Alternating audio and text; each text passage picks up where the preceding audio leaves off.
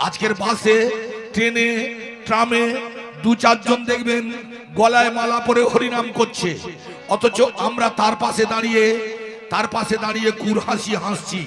এটা কি? সনাতন হিন্দু ধর্মকে সরাসরি বিচ্যুতি করা।